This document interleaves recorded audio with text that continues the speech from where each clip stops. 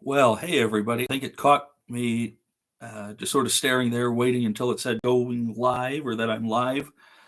And you know why I'm doing this is because uh, uh, my computer just takes so darn long to upload videos that it's ridiculous. And so I've seen this trend going around, and you know me, I've said this, gosh, how many times? I don't want to crap on anybody's art. I'm not a musician. I was a singer in high school. That was it. I know two or three chords on the guitar, and I can't even put them together.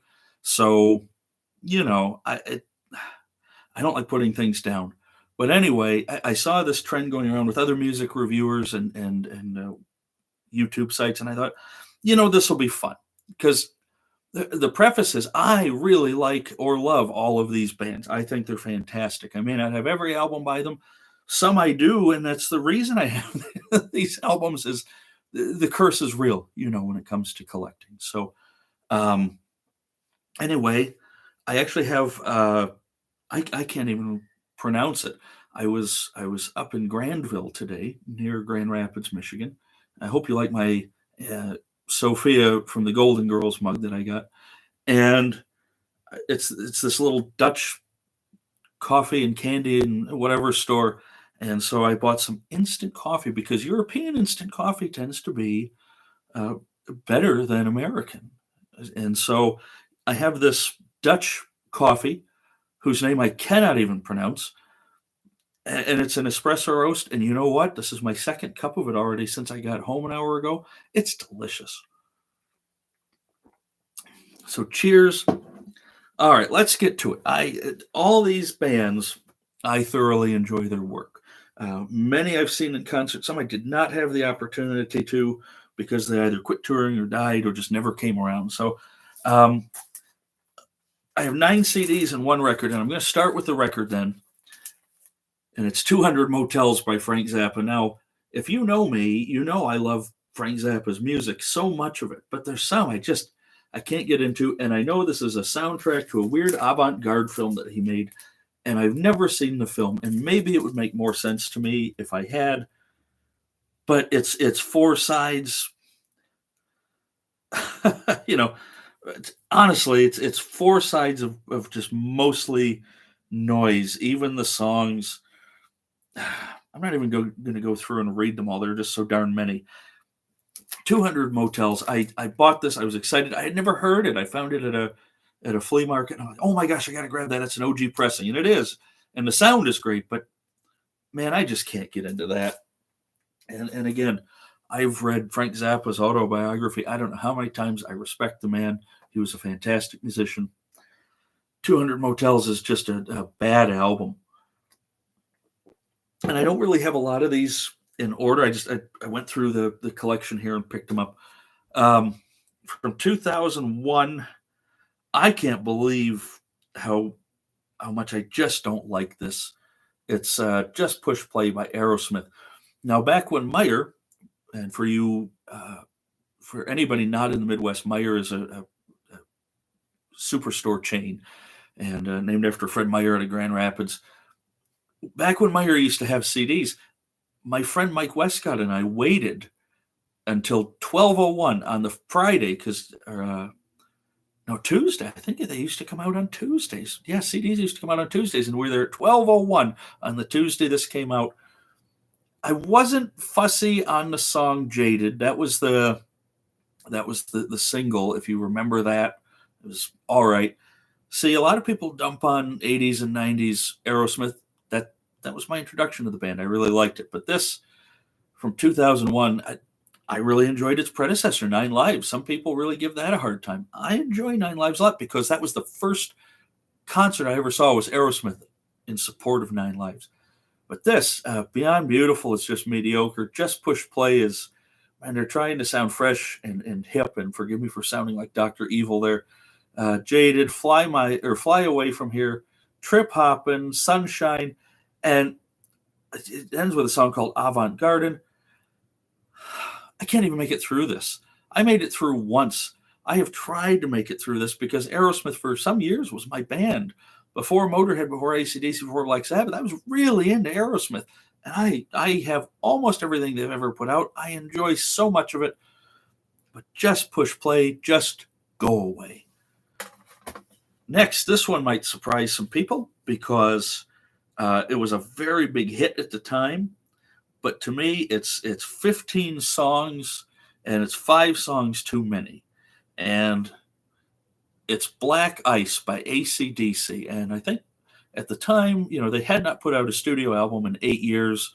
So there was buzz around that. The song Rock and Roll Train uh, leads this off. This is what I would put in the, I had bad or subpar albums. This would be the subpar one. It doesn't suck, but it's 5 songs too long. Big Jack was just ridiculous. I don't know if that was a single or they played it live. I do like War Machine. Spoiling for a Fight is all right. Stormy Monday is pretty bluesy. But overall, this is 50 some minutes or an hour. I've gotten through it a few times. It's not bad, and a lot of people really like this. Maybe not as much as the Bond years, but for the Brian years, people really like it. And the band did sound good. The production was kind of hollow, though, and the songs, too many. So this one, I may have spoken about, but I've never shared or shown. I have everything this band has ever put out, all the official releases anyway, plus a couple others, the dubiously legal ones. This was not intended to be a band album. This was intended to be a solo album, but due to record company pressure to the only surviving member, only sole member of the band, everybody else was still alive from the original lineup, but this guy owned the name. Tony Iommi, Black Sabbath featuring Tony Iommi, Seventh Star. Now, on paper, this should have been hit. You have Tony Iommi, the riff god from Black Sabbath. Glenn Hughes on vocals. I loved the predecessor to this, Born Again, which featured Ian Gillan on vocals, and then Glenn Hughes succeeded Ian Gillan in both Black Sabbath and Deep Purple. Hughes, the voice of rock. Eric Singer on drums. Longtime Sabbath keyboard player Jeff Nichols was on here. And you'll have to forgive me. I remembered, but I have since forgotten since I looked it up. The bass player, I believe, yes, Dave the Beast Spitz. And killer musicians, But you look, Glenn Hughes looked terrible. He was all coked and chocolated up, and Iommi was not in the best shape himself. And this was supposed to be an Iommi solo album. It's so watered down and wimpy to call it maybe I'm offended because it's called a Black Sabbath album. I don't know. But subsequent Iommi albums were great. Even the stuff he did with Glenn Hughes in the 90s was fantastic. In for the Kill is fantastic. No Stranger to Love. Give me a break. Just 80s crap. Heart Like a Wheel, I guess, is all right. Seventh Star, Angry Heart, I think it pisses me off because they called it Black Sabbath. And Iommi would go on to do a number of Black Sabbath albums where he was the only original member. They were great. Headless Cross. I really liked the one that came after this. Eternal Idol. I like them a lot. But this is just poo-poo. Kind of getting into a theme here for British metal or British hard rock musicians. Demolition by Judas Priest, the second and final studio record with Tim Ripper Owens. I love the Priest. I have everything they've done. I have everything Rob Halford has ever put out. This should have been a Glenn Tipton solo record. It's industrial and down-keyed, and the riffs are just lacking on this, and I'm sorry, but they are. It's not the worst album I've ever heard, but in my opinion, this is the worst Judas Priest record. I should say, I don't blame Ripper Owens, and so many people have said this in the heavy metal community since then. Ripper just sang. He sang his balls off, but he just sang. He didn't actually write any of the lyrics or the music. This was mostly Glenn Tipton and some of the rest of the band. Produced and arranged by Tipton. Yeah, Machine Man is all right. Hell is Home is all right. Bloodsuckers isn't bad, but overall it's just, man, I don't know about this. So, just I don't know if it's a bad album. It's a bad Judas Priest album is what it is. I mentioned Rob Halford, and this one will come as no surprise to those of you who actually know it exists. In 1998, after the band Fight disbanded and Halford was kind of in the wilderness and trying to discover himself, he hooked up with Trent Reznor and made an industrial album with a band called Two, an album called Voyeurs. There are no Halford screams on here. It's auto-tuned. It's muted. It's a Nine Inch Nails record almost with Rob Halford singing. I don't want Rob Halford to sound like Trent Reznor. I want him to be the metal god because he's fantastic when he's the metal god. It has nothing to do with the fact that he was dressed rather flamboyantly here. And this was actually the year he came out as a gay man. So it was a big year for him. There was a single called I Am a Pig. That's the first song on here. This is another one I picked up at a used CD store for $5. And I thought, how bad could it be? And then I found out. Because I'm not a big industrial metal guy. I don't dislike Nine Inch Nails or some of the other acts, Ministry. But I want Rob Halford to be screaming heavy metal Judas Priest, or the Halford Band, or Fight. Not singing on a Trent Reznor style record. Well, I'm gonna say this. Several of this guy's albums people consider his lowest. Anything that isn't from the early years, I think that's a crock. I enjoy a lot of his music throughout the years, but Down to Earth by Ozzy Osbourne, also from 2001, Gets Me Through was an okay single. Facing Hell is pretty good. That I Never Had, I think, was on a live record. It was all right. But Junkie was, it's all right. This is a subpar album. This is not my least favorite Ozzy Osbourne album. I mentioned those in another episode, but this would probably be right above it. Zakk Wylde had been out of the band for a while. He was back in, but he didn't write any of the music. I think a lot of it was written geared toward Joe Holmes, who was the interim guitar player when Zakk left the band, and then between when Zakk left and he came back. This was a fairly big hit for the Ozman, but I'm sorry, it's boring.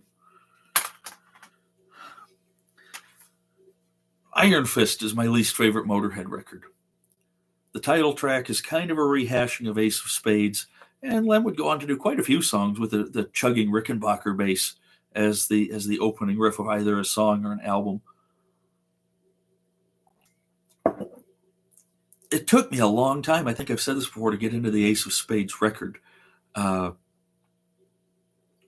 I got into it eventually and really grew to appreciate it. I've got the big box, and I did a review of it sitting up there somewhere.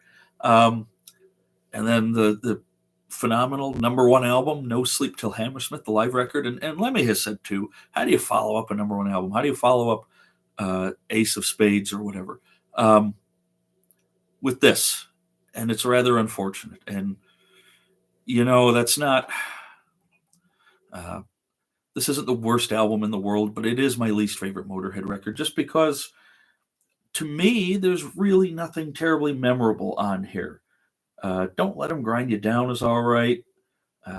America's kind of fun. The title track is propulsive and chugging, but overall, sorry, it's not for me. This one, I also feel kind of bad saying, but I don't. It's a 2-for-1 collection here of the Alice Cooper Band's first 2 records, and it's Pretties for You, the debut album. They recorded it for Frank Zappa on his Straight Records label, and the band has even since admitted that basically they were just noodling around, and Zappa recorded it and put it out, and he said it's great, and they really weren't that comfortable with it. There are some interesting little riffs. There's you can hear the genesis of certain songs that would come later. But the original Alice Cooper band, Pretty's for You, it's my least favorite by the original lineup. Um, it's interesting, but it's really for completists only, and I would consider it subpar, even though it was their first record, and maybe they could have done better if Zappa wasn't so weird himself. All right, last one, and I do not feel bad in the least about saying terrible things about this record. Oh man, Hold Your Fire by Rush. A lot of people like the mid 80s Rush. I'm not one of them. I don't hate jazz, but I don't want Rush to sound like Kenny G. I don't want Alex Lifeson's guitar to be muted. I don't want nothing but synths. I don't want maybe the worst music video they ever put out in history. Hold Your Fire by Rush, I'm not even going to read the songs on here. I bought this solely so I could have their entire catalog. I listened to it once. I will never probably listen to it again unless I'm playing it for somebody to show them how far Rush had slipped from the late 70s and early 80s to here. And I think, even the band, if they don't hate it, Geddy has since admitted, we went too far in that direction and our fans started to let us know. This is why. So anyway, I hope everybody's having a great weekend. I hope you're spinning records, playing CDs, even if you're streaming. I actually was earlier on the deck with a cup of coffee. I hope everybody's doing all right. Let me know what your least favorite 10 albums are by artists you love down in the comments. I did have sort of a really rude spam comment before. I muted a guy. He's been on YouTube. I don't even remember the dude's name. I assume it was a dude based on the name, and I'm already forgetting it because I blocked him. But you know what? Don't be a jerk. I don't leave any crappy comments on your pages. Please don't leave them on mine. I'll just put it like that. So anyway, again, please let me know in the comments. Let me know what you think. Maybe some of these are your favorite records. Could be, maybe not. I don't know. I look forward to chatting with you about it. Take care, everybody.